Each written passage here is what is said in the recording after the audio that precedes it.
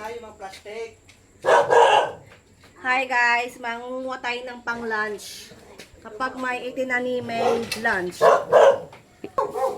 Ano tayo, gugupitin ko lang yung tangkay? Oo. Ano? Ay, kasama pa yung dahon. Kasama mo yan para sa ampalaya. One down. Sa, ano ba yun? Ang ganda, no? Sariwan-sariwa yung ano.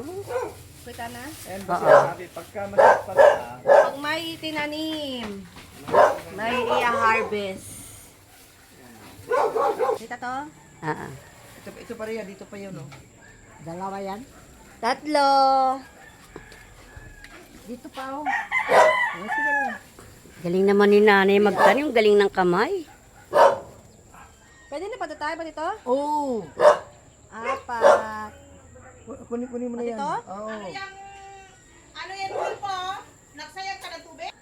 Dapat tayo? Ang liit man na. Yun. Ito. At pwede na yan. Kala Ay, ko. ang laki. Ay, sayang naman to, nalaglag na. Ha? Ito yan? Itanim na lang uli. Kahinog, oh.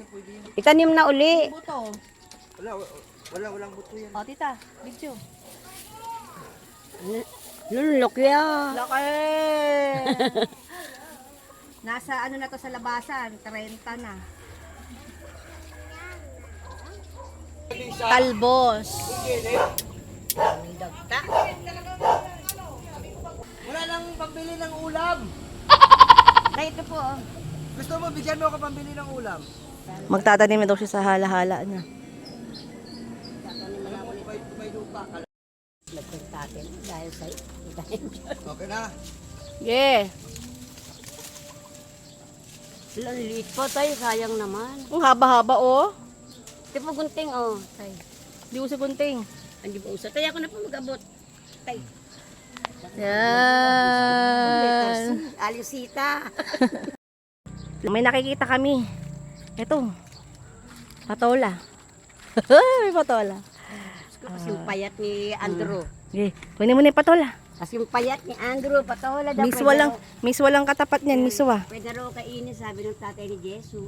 Miswa lang yan, miswa. Ay, yung bulaklak, kinakain nata yung bulaklak. Oh. Kinakain ba yung bulaklak? Flex mo naman. Ay, Ang cute. daw, kasi yung payat ni Andrew. Pang tinola, pang nilaga, tanglad. Marami kaming tanglad. Ang bango ng tanglad. Mahilig kami magtinola kasi dito sa bahay. Tinolang isda. Bah, hakot award oh. Hakot.